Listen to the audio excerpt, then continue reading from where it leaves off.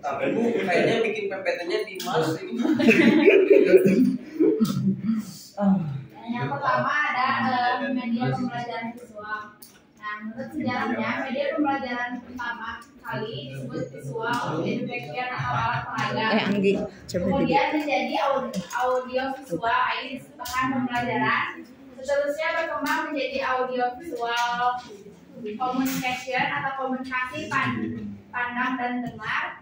Dan selanjutnya berubah menjadi edukasional, teknologi pendidikan atau teknologi pembelajaran.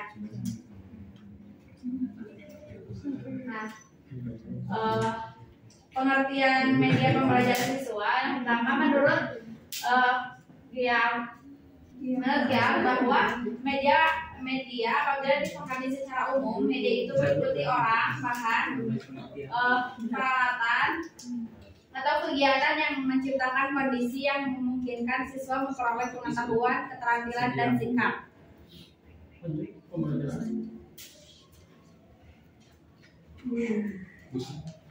Nah, selanjutnya pembelajaran adalah proses interaksi antara peserta didik dengan lingkungannya sehingga terjadi perubahan perilaku ke arah yang lebih baik.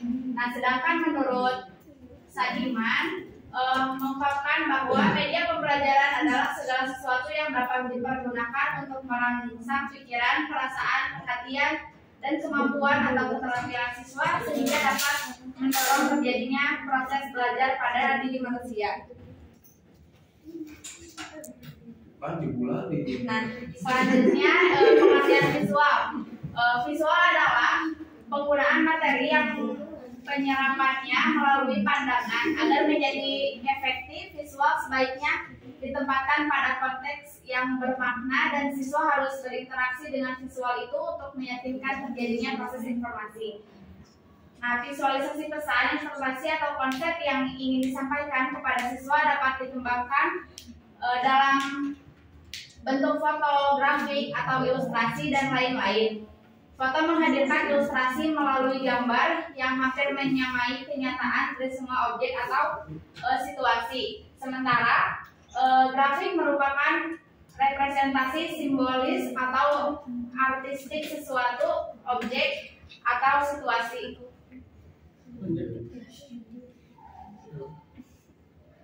Nah, yang kedua ada fungsi media pembelajaran visual.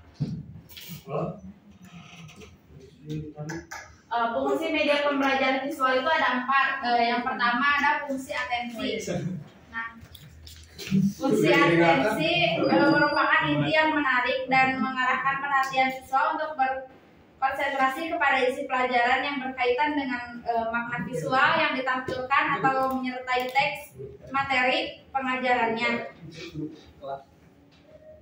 Yang keduanya ada fungsi afektif. Fungsi afektif adalah media visual dapat terlihat dari tingkat kenikmatan siswa ketika belajar atau membaca teks yang bergambar. Gambar atau lama visual dapat menggugah emosi dan sikap siswa. Yang ketiganya ada fungsi kognitif.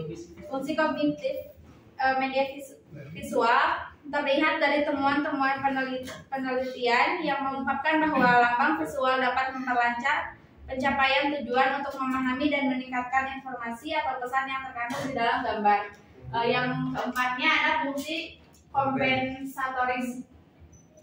Fungsi ini terlihat dari hasil penelitian bahwa media visual yang memberikan konteks untuk memahami teks membuat siswa yang lemah dalam membaca untuk mengorganisasikan informasi teks dan mengingatnya kembali. Dengan kata lain, media pembelajaran ini berfungsi untuk mengakomodasikan siswa yang lambat menerima pemahaman isi pelajaran yang disajikan dengan secara visual gitu.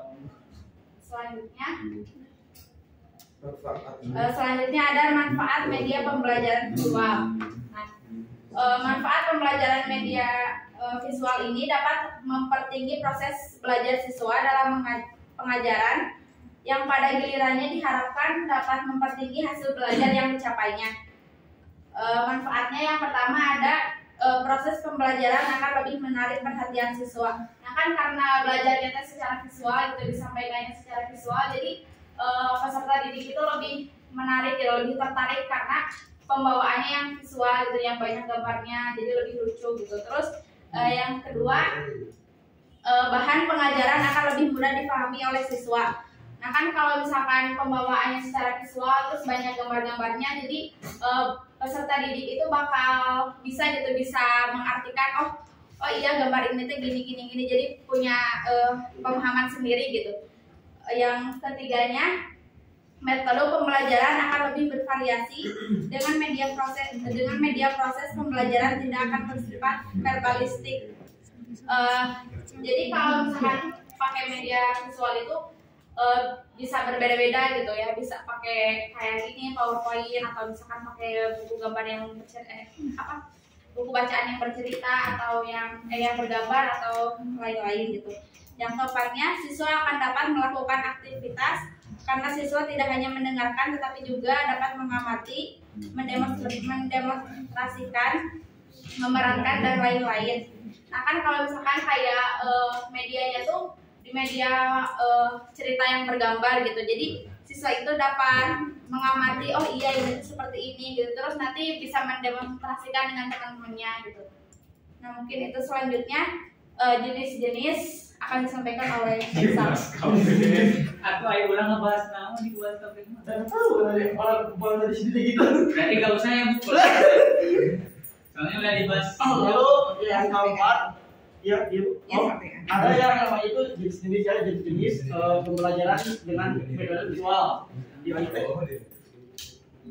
Yang pertama adalah dengan gambar atau foto. Nah mungkin kita contohnya tuh karena maksudnya itu kenapa dengan foto gitu, karena menurut Bapak Cina sendiri foto itu bisa menerjemahkan 1000 bahasa gitu. Artinya misalnya fotonya kayak gini gitu, orang-orang kan menerjemahkannya itu beda-beda gitu, maksudnya bakal beda-beda gitu. Makanya foto itu penting gitu untuk dalam pembelajaran visual. Nah untuk foto-foto sendiri itu ada apa aja sih contoh-contohnya gitu. Nah yang pertama itu ada yang namanya foto dokumentasi. Foto dokumentasi itu adalah foto yang dimana itu tuh menjelaskan tentang sejarah, kayak misalnya foto Mona Lisa gitu. Itu kan fotonya udah lama gitu kan. Nah pasti ahli sejarah tuh nyarinya tuh mempelajari pasti di situ gitu. Lalu yang kedua tuh ada foto aktual. Foto aktual itu adalah foto yang dimana itu memperlihatkan segala aspek kehidupan, kayak misalnya gempa bumi atau gunung berapi. Nah itu yang dimaksud dengan foto aktual.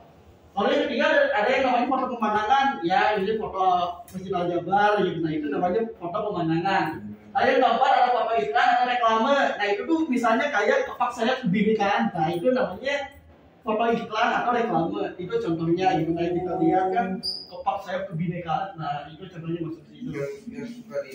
Iya yang itu. Nah, terus foto simbolis itu ya simbolis, kayak misalnya seseorang atau penghargaan segala macam. Itu maksudnya ke dalam foto simbolis. Lalu yang selanjutnya ada yang namanya bagan atau chart. Nah, bagan atau chart ialah suatu media pengajaran yang penyajiannya secara diagramatik dengan menggunakan lambang-lambang visual untuk mendapatkan sejumlah informasi yang menunjukkan perkembangan ide, objek, lambang ditinjau dari sudut waktu dan ruang. Nah, menurut Asnawi Ratusman ada 4 macam jenis bagan atau chart yang